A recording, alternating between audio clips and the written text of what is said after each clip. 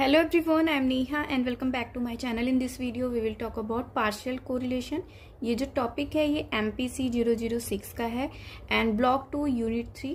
तो क्वेश्चन किस टाइप का आता है? Discuss in detail partial correlation with suitable example. इसी में ऐड होके भी आता है कि multiple correlation with suitable example, but अभी हम इस वीडियो में सिर्फ पार्शियल कोरिलेशन के बारे में डिस्कस करेंगे. नेक्स्ट वीडियो में हम मल्टीपल कोरिलेशन के बारे में डिस्कस करेंगे. तो बेसिकली हम ये जान लेते हैं कि एक्चुअली में पार्शियल कोरिलेशन होता क्या है.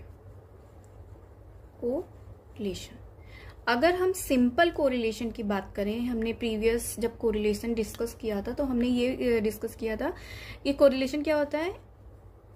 दो वेरिएबल के बीच का रिलेशनशिप जानते हैं. मतलब कि मान लीजिए एक वेरिएबल ए है एंड सेकंड वेरिएबल बी है. इन दोनों के बीच का हम रिलेशनशिप को फाइंड आउट करते हैं. ठीक है. बट वहीं पर जैसे पियर्सन प्रोडक्ट मूवमेंट के थ्रू हम इसको फाइंड आउट करते हैं. बट वहीं पर जब पार्शियल कोरिलेशन की बात होती है तो वहां पे एक थर्ड वेरिएबल भी होता है जो ए और बी को इन्फ्लुएंस करता है. वो थर्ड वेरिएबल जैसे सी, ये जो सी होता है ये इन्फ्लुएंस करता है या फिर इफेक्ट करता है इन दोनों वेरिएबल्स को. ठीक है. और ये जो वेरिएबल्स है ये होता है कांस्टेंट. ओके. बेसिकली जो पार्शियली कोरिलेशन है उसमें जो थर्ड वेरिएबल होता है उसी के बेसिस पे हम इन दोनों वेरिएबल्स को एक्सप्लेन करते हैं. तो इसको हमने एग्जाम्पल के थ्रू समझ लेते हैं. मान लीजिए कि वेरिएबल है अचीवमेंट स्कोर, सेकंड है पार्टिसिपेशन इन को करिकुलर एक्टिविटीज. वहीं पर इन दोनों वेरिएबल को इफेक्ट कर रहा है IQ स्कोर्स. ठीक है. अचीवमेंट स्कोर और पार्टिसिपेशन इन को करिकुलर एक्टिविटीज को IQ स्कोर क्या कर रहा है? इफेक्ट कर रहा है. तो ये हमारा हो गया A वेरिएबल, ये B हो गया एंड ये C वेरिएबल हो गया. ठीक है.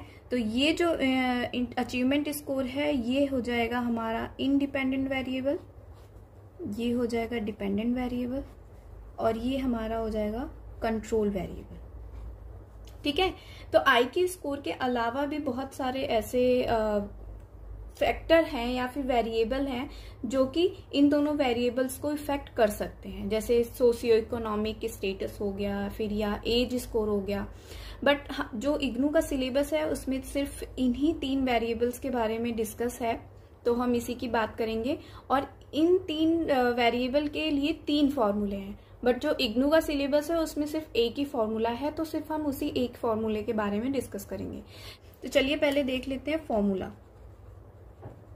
मैं आपको यहाँ पे कंफ्यूज नहीं करूंगी, जो बुक में है उसी से रिलेटेड हम क्या करेंगे यहाँ पर डिस्कस करेंगे. तो पहले फॉर्मूला देख लेते हैं कि क्या है. फॉर्मूला है R12.3.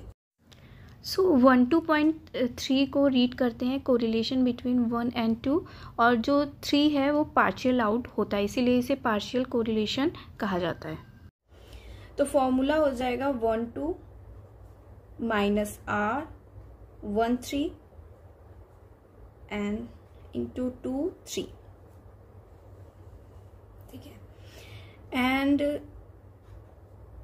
1 माइनस R13 का स्क्वायर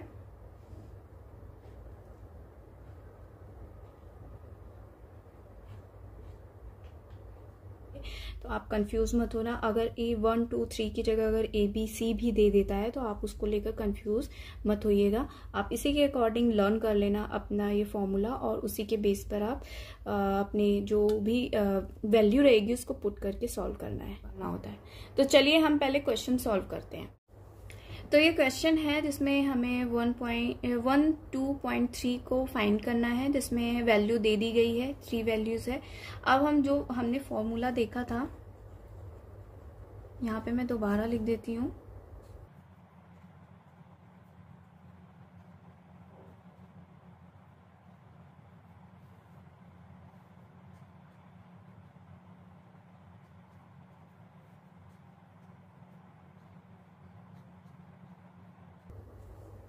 अब इसी के ऊपर हम वैल्यू को पुट करेंगे और फाइंड करेंगे partial correlation. So equal to हमारा 1 2 कितना है 0.18 माइनस और 1 3 कितना है ये रहा 0.60, 2 3 कितना है 0.70। अब हम नीचे जो वैल्यू है उसको पुट करेंगे 1 माइनस 1 3 क्या है 0.60 का स्क्वायर एंड नेक्स्ट है 1 माइनस R23 तो 0.70 का स्क्वायर। अब इसको सॉल्व कर लेंगे।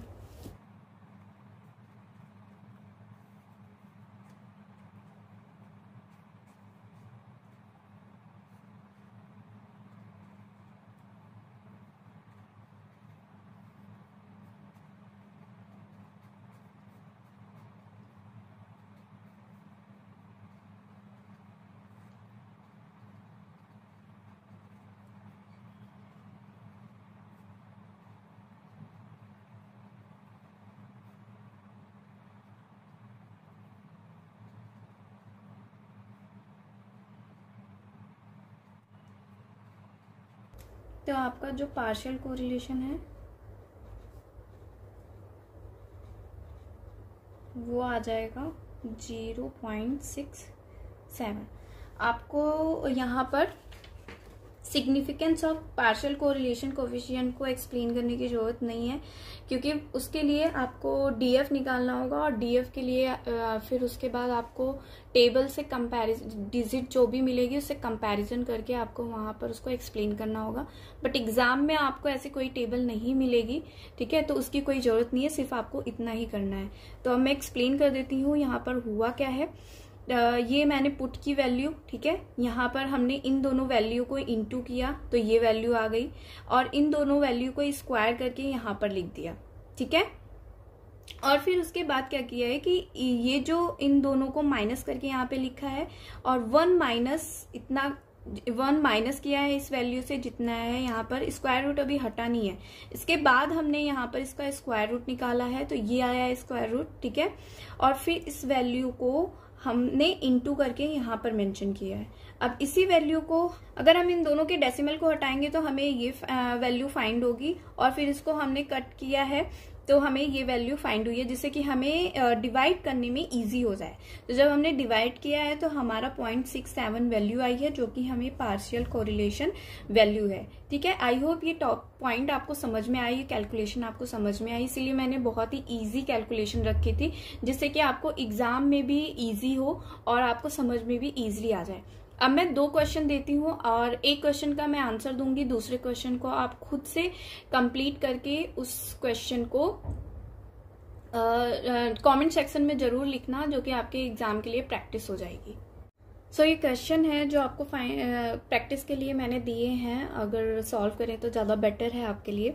तो R12.3 आपको फाइंड करना है, जो कि आपके एग्जाम में आ सकता है। तो यहाँ पर आपका 1 2 दिया हुआ है, 2 3 दिया हुआ है एंड R13 दिया हुआ है, ठीक है। वैल्यू दी हुई है, इसका आंसर है 0.329। अगर आपकी वैल्यू -1 और +1 के बीच में ही आनी चाहिए, अगर इसके अलावा अगर कोई वैल्यू आती है तो दैट मीन्स कि आपका क्वेश्चन गलत है। तो इसका आप ध्यान में रखना, ये एक हिंट है, अगर मिस्टेक्स होगी तो आप इस चीज को ध्यान में रखना।